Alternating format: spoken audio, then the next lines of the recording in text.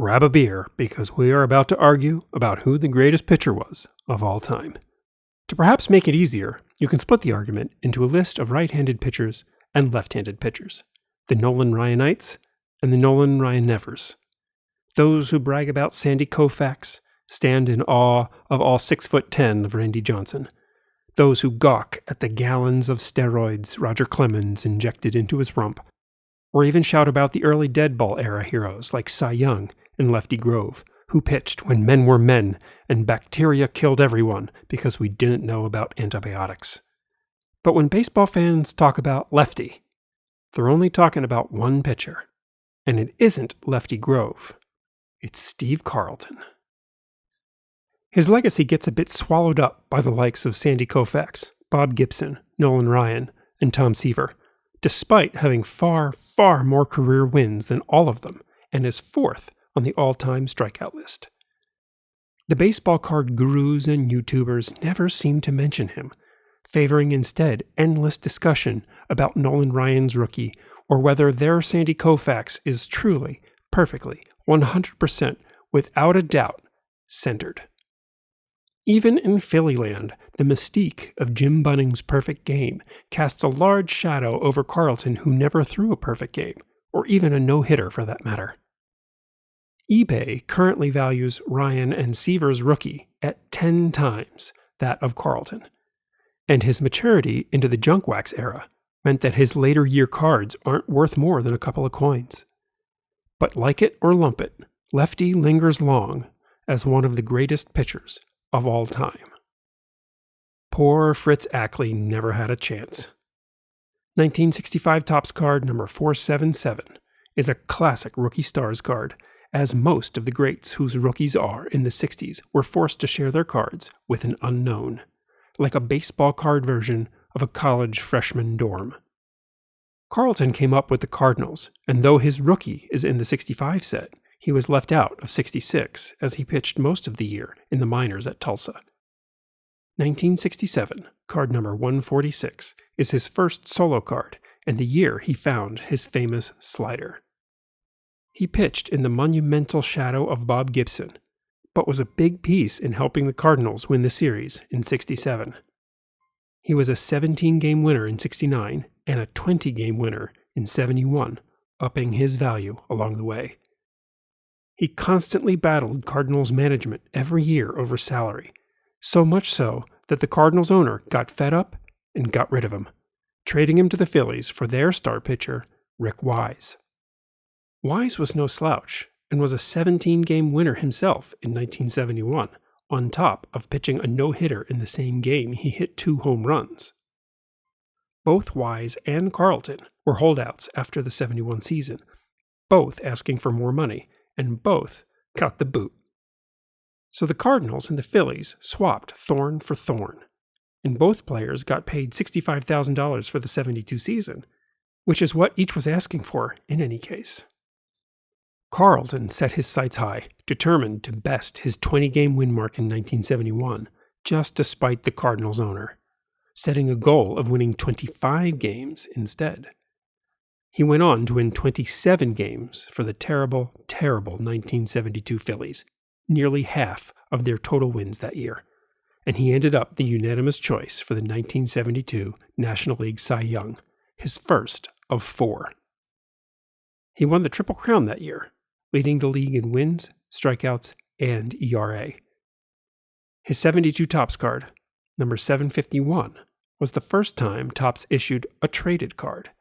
This, of course, would later develop into a standalone set, but in 72, they only made 7 traded cards and included them in the base set. Also included there was Rick Wise.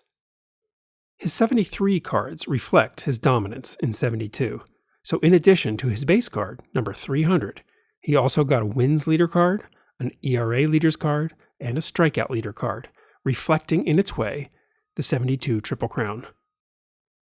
The strikeout leader card, number 67, which he shared with Nolan Ryan, was a foreshadow of the pitcher's duel to come. His base card also features catcher John Bateman, who didn't get a card in either 72 or 73 with the Phillies, so this one serves double duty as his card too. 1973 was his worst year, which he attributed to a souring relationship with the media.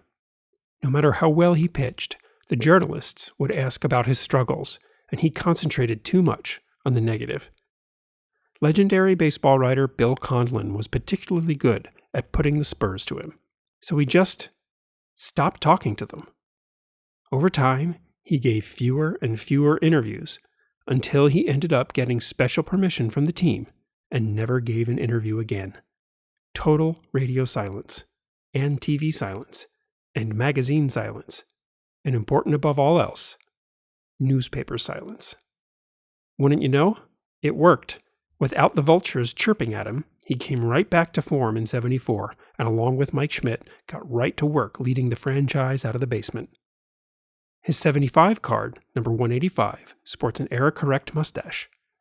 He got another strikeout leader's card, number 312, that he shared again with Nolan Ryan.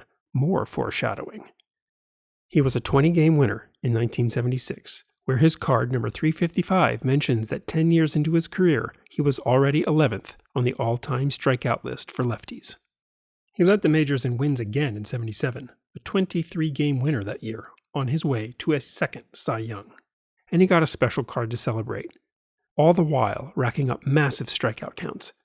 His '78 card, number 540, and his '79 card, number 25, sport his characteristic shaggy hair, as he was blowing right past 2,500 career strikeouts. In 1980, he and Schmidt were perhaps the greatest 1-2 punches of any team in history. Not only did Schmidt have a career season with 48 home runs and the NL MVP, but Carlton won 24 games that year and cracked the 300 innings pitched threshold for a second time on his way to his third Cy Young Award.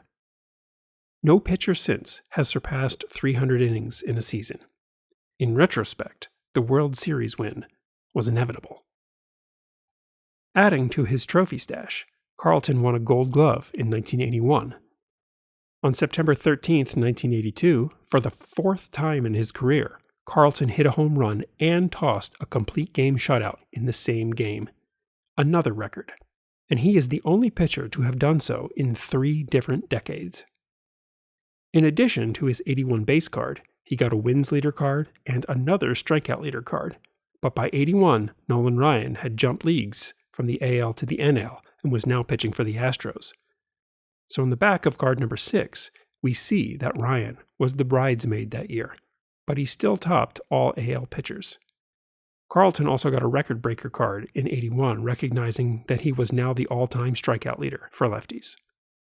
Carlton won his 4th Cy Young in 1982 with another 23-win season, and by then he had racked up more strikeouts than almost anyone in history.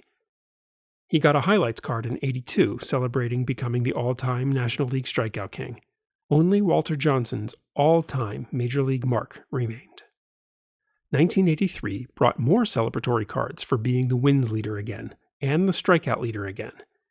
He also got a super veteran card, number 511, an insert set that Topps only tried the once. Also in '83, Carlton won his 300th career game, only the 16th pitcher to do so in Major League history. As the cards foretold, Carlton and Ryan began a years-long pitcher's duel. Ryan was first to surpass Walter Johnson's all-time mark in April of '83, but he went on the disabled list for a while, allowing Carlton to pass both Johnson and then Ryan to become the all-time strikeout king on June 7th. In 1984, Carlton got a special highlight card acknowledging his ascent of Parnassus, and another one with Ryan and Gaylord Perry, who had all passed Walter Johnson's long-standing mark. He also got a career victories leader card, which he shared with that shifty Tom Seaver, whose cards are curiously more valued, and Fergie Jenkins, who should have been a career Phillies man, but that's another episode. Carlton and Ryan traded positions for most strikeouts all time, nearly with each start. They swapped the lead almost 20 times between the '83 and '84 seasons. Carlton's last ever lead in the all-time strikeout race was after his start on September 4, 1984, when he struck out 4 Cubs to lead Nolan Ryan by 3,857 to 3,854. Ryan ended the 1984 season up 2 strikeouts on Lefty. 1985 was Carlton's 20th year in baseball. Perhaps it was the duel with Ryan. Maybe it was just too many birthdays. But Carlton's dominance finally started to give way. He went 1-8 in 1985, battling a string of injuries. And I would have loved to see the Phillies keep Carlton long enough for him to get to 4,000 strikeouts and let him retire a legend with a ticker tape parade down Broad Street. But alas, the Phillies released him in 1986, just 18 strikeouts short of 4,000. What a dumb, dumb thing to do. Like many aging players, he really tried to hang on, and he was dead set on the 4,000 strikeout milestone. So he signed with the Giants for the remainder of '86 and got his 4,000th strikeout in the wrong uniform. 2 days later, he announced his retirement. Donruss gave him a salute card, and Upper Deck would later offer a Baseball Heroes card for the occasion, too. For this grizzled fan, those cards are tough to see. He unretired just as abruptly as he retired, signing with the White Sox for the remainder of '86, leading to this sad 1987 Topps card, another tough one to see. But Topps just couldn't keep up. By '87, he was already pitching for the Indians, so got this traded card at the end of the year, just in time for him to sign with the Twins. The Twins won the series that year, but Carlton was left off the postseason roster. He pitched his last games in April of 1988 before his final release. His 1988 Fleer card is his last. It's in a Twins uniform of all things, and that face says it all. The Phillies really screwed the pooch in '86. Nolan Ryan would continue to pitch for 4 more seasons, ending up well more than 1,000 strikeouts ahead of Carlton, who would later be passed by Roger Clemens and Randy Johnson. We'll put a big old asterisk next to Clemens' numbers, but Randy Johnson was legit. Lefty remains 4th on the all-time list, with 4,136 career strikeouts, and nobody else is close to catching him. With the way pitchers are managed these days, it's very well likely Carlton remains in 4th place for all time. His 329 career wins are 11th most all-time. Only 3 pitchers in the live ball era since 1920 have more: Warren Spahn, Greg Maddux, and Roger Clemens. Not Ryan, not Koufax, not Seaver, not Gibson. Oh, and he was a 10-time All-Star too. Oh, and he has the Major League record for most runners picked off base with 144. Second place is not even close, with Andy Pettit's 98. He was a first ballot Hall of Famer, getting 95% of the vote, which begs the question, who voted no? Remembering that Carlton didn't speak to a single Baseball Writers Association member for more than 15 years, I suppose there were a few grudges left unresolved. So for those of you out in baseball card land, the next time you're cruising eBay or ComC, or you're at a show about to buy another Sandy Koufax, or another Tom Seaver, or another Nolan Ryan card that is imperceptibly more centered than the 15 you already have, maybe consider Lefty's card, the greatest left-hander of all time, who threw the greatest slider ever thrown. He has certainly earned his place in the pantheon of baseball card greatness. All hail Carlton, king of lefties. All hail indeed.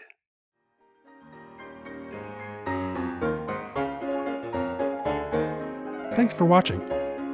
I hope because of this video, your Carlton cards become worth more.